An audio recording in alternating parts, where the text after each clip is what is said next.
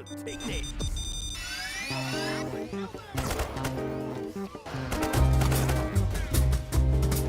Засыпая, я вижу вновь, что балконная дверь чуть приоткрыта, и кисейную тюль в окно, где пыльный июль выдувает капризный сквозняк. Не скрывая свою любовь, Тоня светит, танцует рио-риту, веки полуприкрыв этот странный мотив, позабыть не могу я никак. Ах, Рио-рита, как высоко плыла ты над нами, через страх и озноб, через восторг побед Аргентины далекой привет. Ах, Рио-рита, как плескалось алое знамя, в нашей юной стране был каждый юным вдвойне, где все это не было и нет.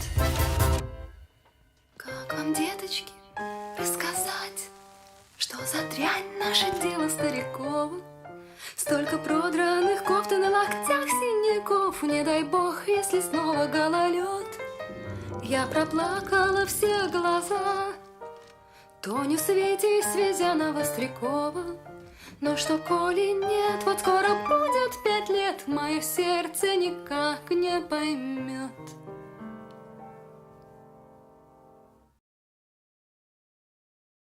Jurassic Park is a beloved movie. Yes, I read my own title. I swear this is relevant. The first Jurassic Park movie had bad CGI. Even if groundbreaking for its time, seeing the daytime scenes makes you realize how much further we've come with CGI. However, they made most of the movie at night.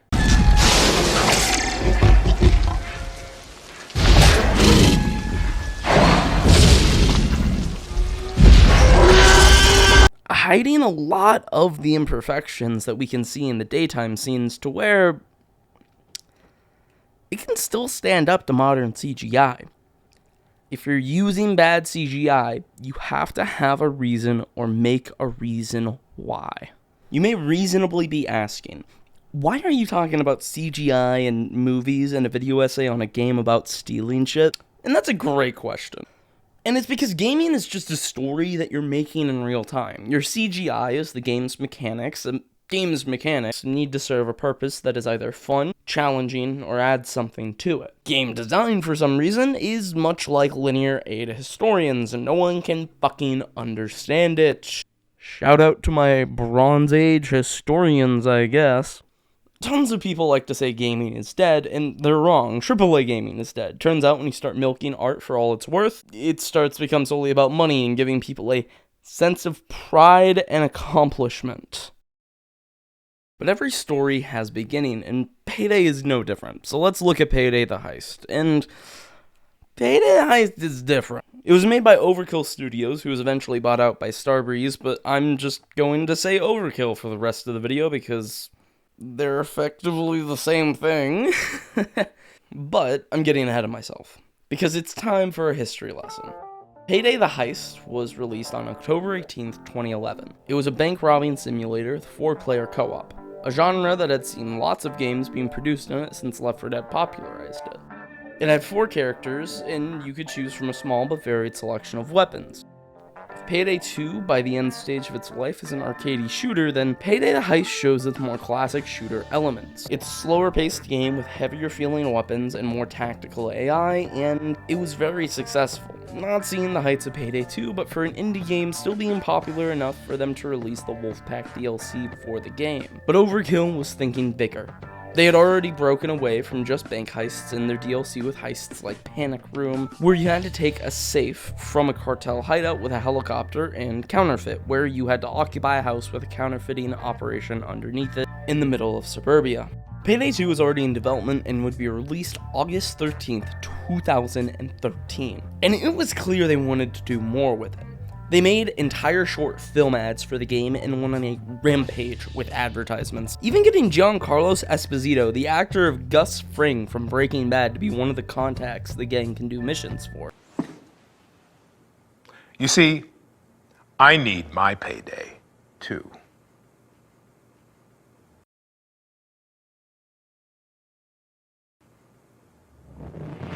And on the note of missions, in specific heists, you can have multiple days where you do a certain amount of tasks that all culminate into the bigger heist. On the menu, you can see the heist days go up to 7. Another big idea and goal to shoot for. The longest heist is 3 days. Call it Icarus and the Sun, or just high hopes for people who weren't shoved in the locker in middle school because of Percy Jackson, but one misstep doesn't mean the race is lost, right?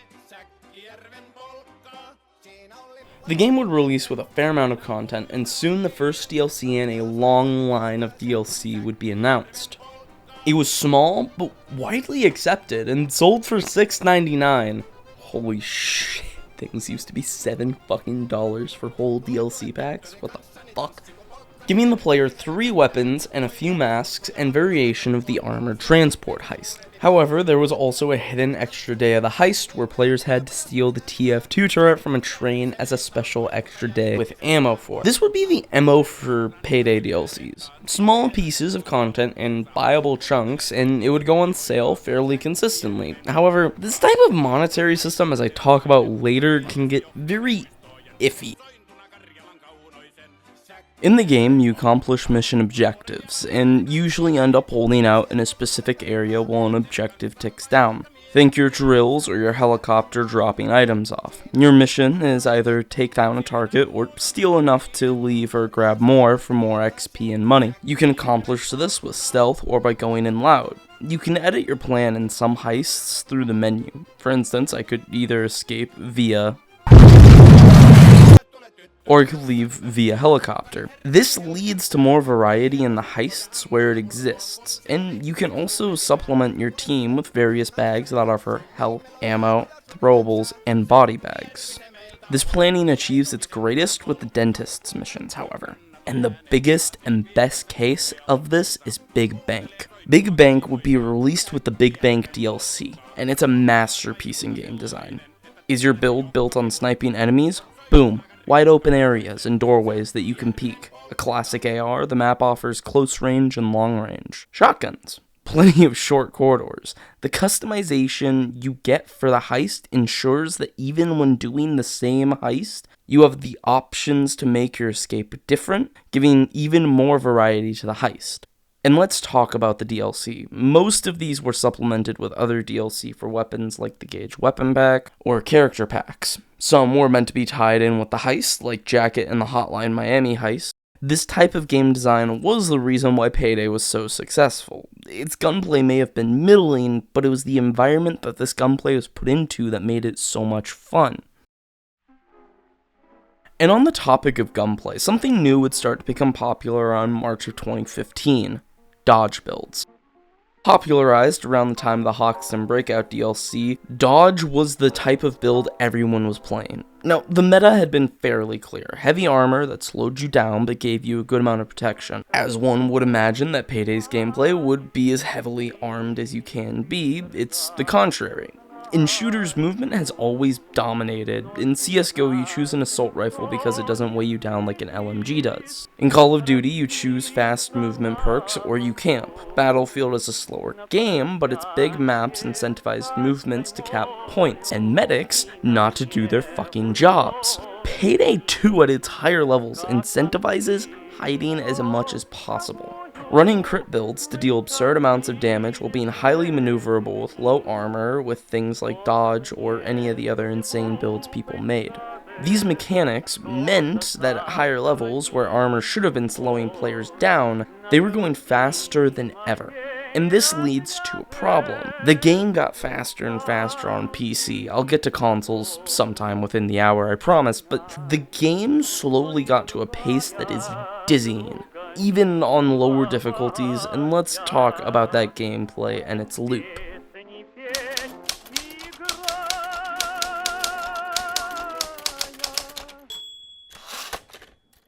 The gameplay loop was fairly simple. Do heist, get money, level up, rinse and repeat till level 100, which would change with Infamy 2.0. So far, that was the gameplay loop. Get to level 100, reset your level for an infamy point that gave slight increases to XP gain and let you get cheaper skill point unlocks. However, in March of 2015, with the Infamy 2.0 update, it went from a max of 5 to 25. This made the game far more replayable, along with constant updates and DLC that would bring people back in for older heists. This kind of flow actually was doing good for the game, and this spree of good, well-received updates would continue until safes.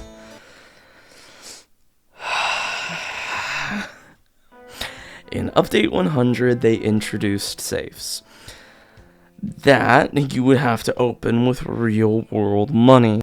People had a very bad response, so they would be removed, and although this wasn't a super big problem, it led to a mass brigading of the Steam store page, which you can still see today, and that's kind of funny, honestly.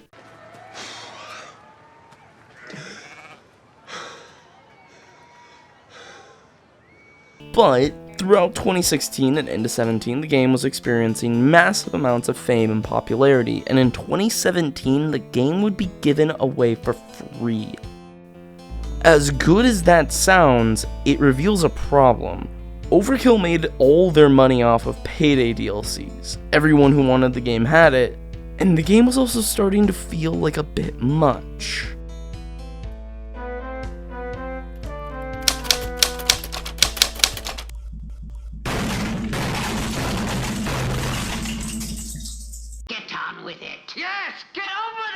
Remember when I said the gameplay got dizzying? Well, the game got faster and faster, and you may ask, how? And the answer is simple: power creep. Players were getting more and more powerful weapons and perk decks, and that meant to counterbalance it, more enemies, more specials, and when new perk decks and weapons come along that make the game easier, it meant even more enemies. Now you may ask, why didn't they just tweak damage values? And that's a good idea, except they had 7 difficulties, some of which just remained untouched because no one played them. So, to do that is far more work, for a result that no one plays. And with more and more cops, it makes for a game that sometimes just makes me feel like I need to sit down in the shower and just contemplate life. And when you add the fact that the game engine... I haven't talked about the game engine, have I? You see, Payday 2 wasn't made on a normal game engine. No. It uses a game engine made in 2001. And let's talk about game engines, because not a lot of people may understand them, so I'll make it more simple. Imagine a game engine as an artist's tools. You have your paintbrushes, colors, and your canvas. Depending on what game engine you use, you can have access to more or less of these tools. For instance, if you want to make an oil painting, your set of paint may not have oil paint, but you could go and make some or buy some of your own, or code in the specific thing you want. Now, most games tend to use commercial engines because it's just cost effective. Think your Unities or Unreals, but Payday 2 uses an in-house game engine, which means if someone doesn't know how to do something, or does know and God forbid quits and no one else knows how to do it, congratulations, you just won working 10 hours to try and get a rain effect to work in game.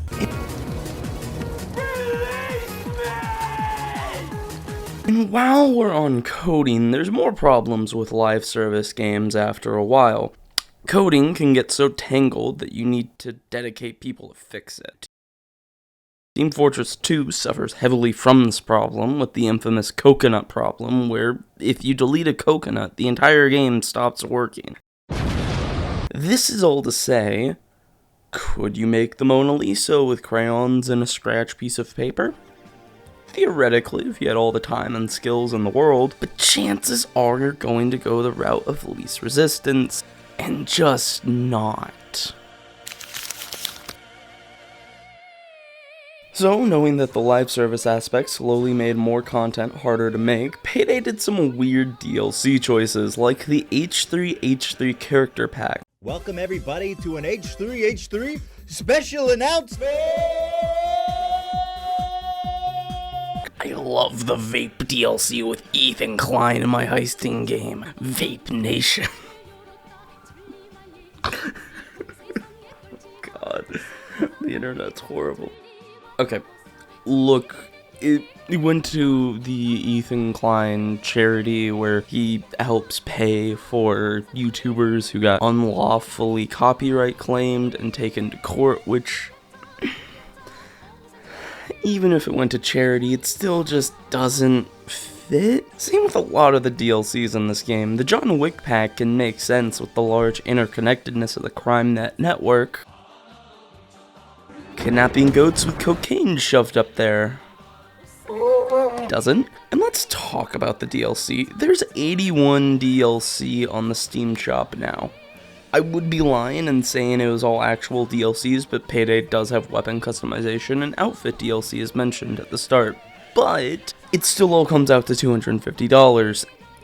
And that's not the worst part about the game being old, because fun fact, when your game goes on for 10 years, the minimum hardware you put on your game's Steam page becomes too outdated to play some of the newer maps. For instance, with the White House update in 2018, one of the few updates in that year, we got the White House DLC, which, if you have the minimum specs on the Steam page, can still run absolutely horrible. And I haven't mentioned more than a few things. First, with all the DLCs, there was a story. Eventually, they brought in a person to write it, and no, this is already too long and convoluted of a video essay. If I had a gun to my head, I'd rather bite the bullet than explain this game's lore, which, by the way, involves the Illuminati and ancient kings that are thousands of years old, and Gus Fring is one of them. The Chicken Man is one of them. I'll leave a link to a video that goes over the lore, but it stands to say that the lore is overly complicated and a headache if not put together on a conspiracy board in front of you.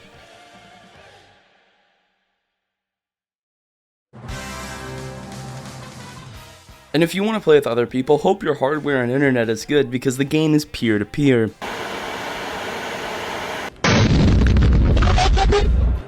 Now, if you're younger or don't know much about game connection in the modern day, we use dedicated servers. And when Payday came out, most games had dedicated servers. It's basically an industry standard. Effectively, a dedicated server is a server that you connect to in order to play with someone else. This is effectively the server hosting both you and the other person. Payday 2 has the host literally host everyone from their internet connection and hardware. This works by basically having the host's game being the actual game and streaming it the other players. But if something doesn't click, it can lead to something called desync. So if something goes wrong, like maybe a guard starts pathing wrong in the game of the second person, they could be detected, but the host's game doesn't see this. This is desync. And if you play on console, oh god, console exists.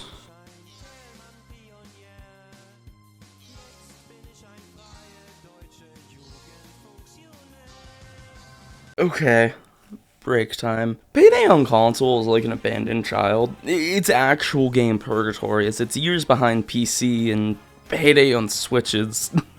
Yeah, they put it out on Switch and it's so much worse.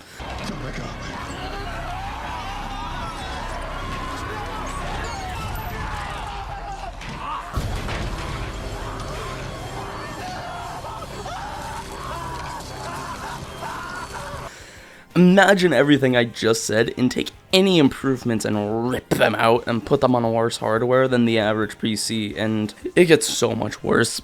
On consoles, it's fairly common that on stealth heists, you have to leave and rejoin due to things such as getting a bag stuck on you, being constantly down, being unable to interact with things, and sometimes, as mentioned, just being detected for no reason.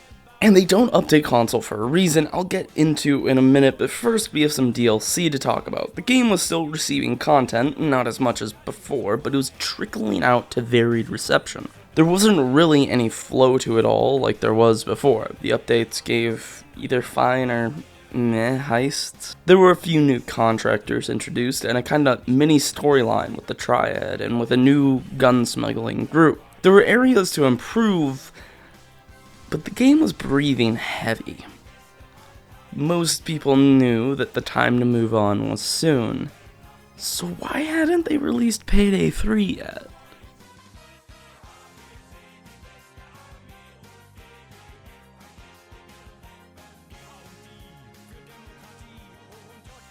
Well, Overkill went bankrupt. Okay. They tried to make a Payday 2 World War II game, and it failed spectacularly. They tried investing into VR as the future of gaming, and well, seeing as how I have a Quest and not their VR system, you can see how that went. And they also made a shitty Walking Dead game that I think like maybe 1,000 people bought. And they put a lot of money into it, so yeah.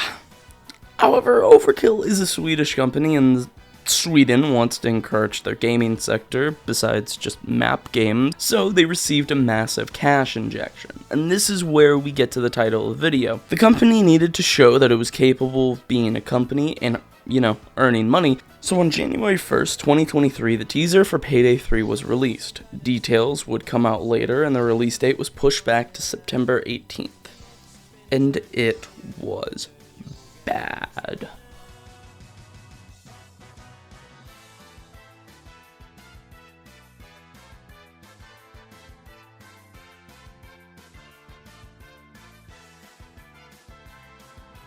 So you know how I just ranted about dedicated servers? Well, somehow they got those wrong. Like, badly wrong. So, for starters, you need a constant connection to the server. There is no offline mode. You need to be constantly online. Now, some of you may think, so what if you have bad internet connection or just want to, play alone? Yeah, me too. You can't. The closest thing is to get a single server and play in private mode, which hogs the servers for other people. Well, if there are other people playing this game. And on servers, you also can't keep playing in the same group of people. You need to start an entirely new lobby, and if you're doing cross-platform, it's even worse. Because you have to use the Nebula system to add people, which sometimes just doesn't work. At least this will probably force them to update console and not leave it trapped to die.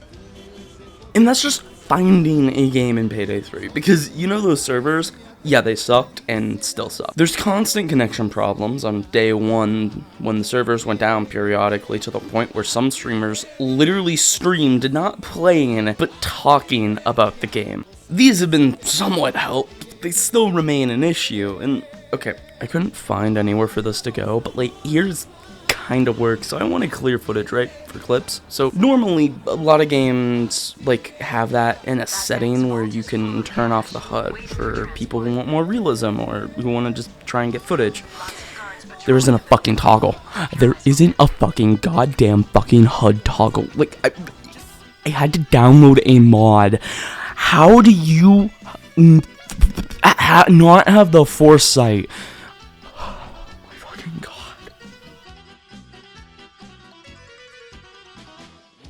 But how's the gameplay?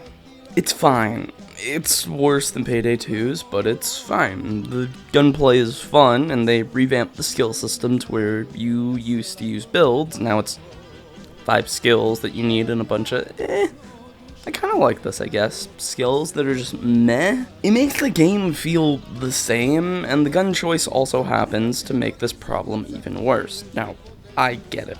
A game just released won't have the same amount of guns as the old one, but also, when your game has 4 guns that are actually used and the rest are useless, I think that you're just not doing game design well. And on the topic of how little choice the game has, it has 11 heists, 2 of which are brought over from Payday 2, just remastered, 1 a DLC heist that you have to pay money for, and while on the gameplay and how it doesn't work, is that armor no longer regenerates. You have to have an armor bag to replenish it, so basically you have 2 health bars instead of 1, which, why? If I already have a health bar, why give me another one? It's a dumb mechanic that makes you focus on the bottom of your screen instead of, doing the mission or, dear God, having fun. I'm forced to focus on micromanaging health bars in my online shooter multiplayer heist. If I wanted a management simulator, I would play one.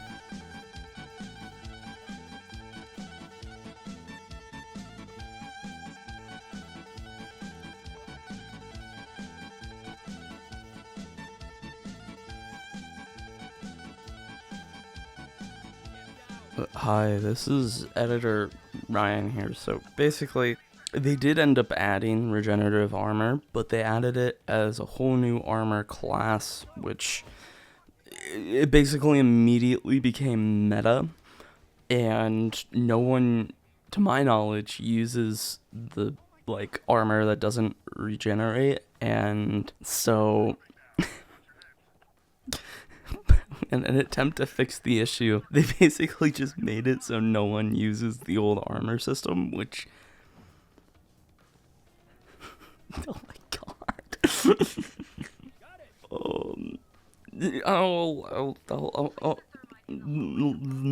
The next part is talking more about gameplay mechanics, but this is kind of just to like show you even the fixes they're trying to do are kind of bad, because like the idea of it is just bad. Anyways, next segment.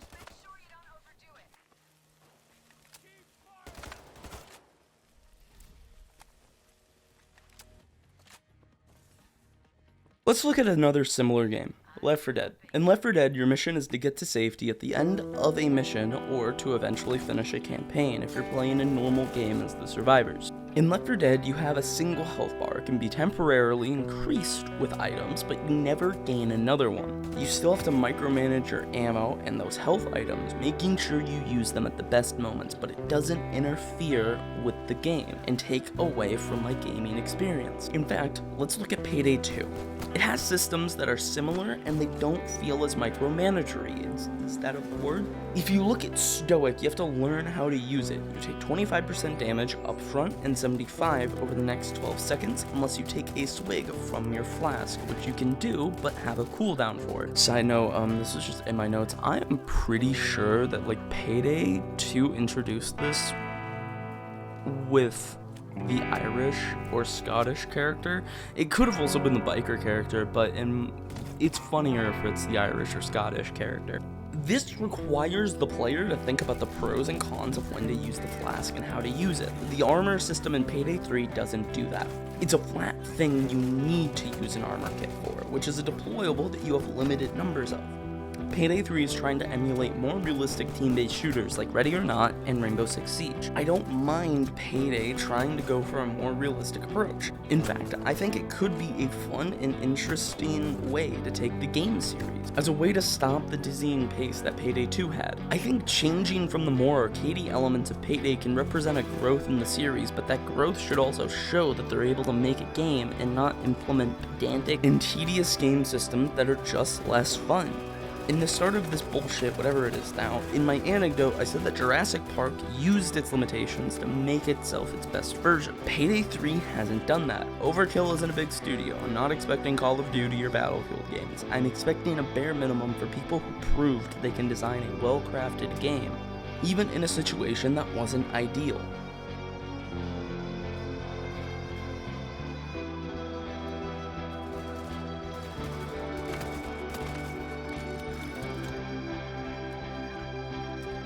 This was a full game release. They can charge $40 for it, but it's still not a beta. This is a full game that wasn't done.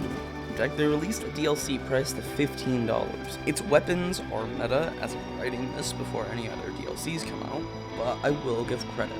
They released a dev post detailing Operation Medic Bag, which I'm skeptical of because they want a offline system that connects at the end for recording progression, which is still kinda defeats the point, and talked about regenerative armor, which that's great. Why didn't you include this in the game before you made the worse armor system? And not to mention, when your game's big fixing update initial focus is to add a vote to kick button in your co-op multiplayer game.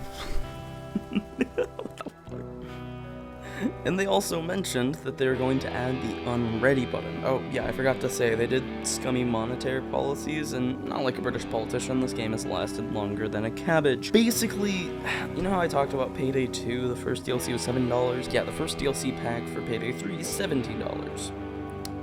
I want Payday 3 to succeed. I am a hater, but I am a hater of morals. I'm afraid about this type of game development.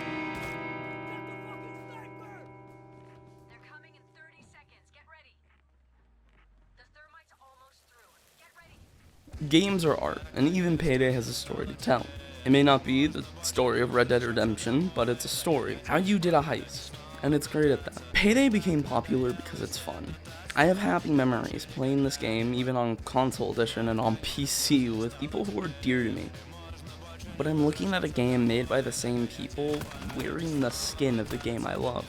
Payday 3 has the attributes of modern game design written into it. It has bad multiplayer servers that are run on Windows XP, it's not fully developed, it's not thought out, and it has no purpose, and the devs know this. I pity the people at Overkill. Imagine the place you work, the thing you soak blood, sweat, and tears into may die out because of bad choices that you didn't even make. Remember when I said Overkill went bankrupt? If I had to take a guess, they released Payday 3 as a way to try and get a bit of a cash influx. Release a playable game and get cashed and try and keep patching it until more people prefer it than the original. Payday 3 reeks of this. I love Payday. It's a series that I've played at my worst and best moments in my life. I wrote the first video essay of what I will hopefully be something that I do more on this channel about a game that has a good chance of just outright dying. But when someone makes a co-op game without the ability to kick people out of a game or to unready, I don't blame people for not playing it. I told friends not to get it because of its problems, and it hurts a little bit. I'm terrified of Payday because it was a series that had good design, and then this happened. I'm terrified in the same way as when you see someone you love do something horrible. I want Payday to work. It's a series that still is co-op, something that I miss in games, something I hope that more kids can experience like I did. Games are magical, and as we grow up, magic can fade as things change, but something about sitting down and playing a game where me and my friends are just together is calming, even if I'm mowing down half the NYPD, but I'm hopeful for the future. Payday 2 had its sore spots, and it has stood the test of time, still being relatively popular, and in a world where indie games are becoming more mainstream, it may be around that time where something shakes up the industry. Or cannot change at all since corporations are literally Satan and would murder you for money. I don't know, fucking Boeing, Nestle, Coca-Cola death squads,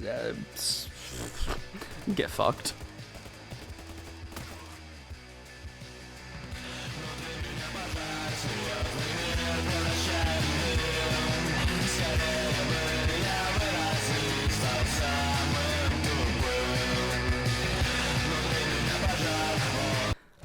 Hi there. To any poor soul who watches this, I'm Ryan, and this is my channel. I want to try and do more of whatever the fuck this is. I don't know if I'm gonna like do stuff about games or stuff. I mean, I know I have the kind of gameplay video on here, which was a lot of fun to make, honestly. And then I think I have like a Kendrick Drake shitpost. But you know, I have some ideas, some more than others. I don't want to only be an antisocial weirdo who records gameplay, because I'm not that weird. But I have some things I want to give out. First, I want to thank Ronnie. Ronnie, you are amazing. You helped me kind of like get into video editing. I know I like messaged you about audio editing and you didn't get back to me, but I think I kind of got it down. I don't think I'm using Reaper for what it's meant for, but you know. And then William, one of my closest friends, you read too much of what I write, I'm gonna have to kill you at some point. And also, Professor Lacey, thank you for pushing me to try and make something like this. It feels ridiculously good, and I've learned a lot about researching and kind of preparing to do bigger projects like this. Like, I didn't have a doc for this, and now for the next project I'm working on, I have an entire like doc with my thoughts and feelings on the game that I'm talking about. And also, I've just gotten better at writing and stuff. So thank you, Professor Lacey. I'll have to have that burger with you at some point. And now, since I am technically an online personality trapped in your screen, please like and subscribe so I can pollute your feed with this trash. Anyways, this thing's like over 4,000 words, and I think it's probably gonna come out to easily like 40 or 50 minutes. So, like, go be a good person. I'm not your dad. It would be weird if I was. Get fucked, I guess. I don't know, man.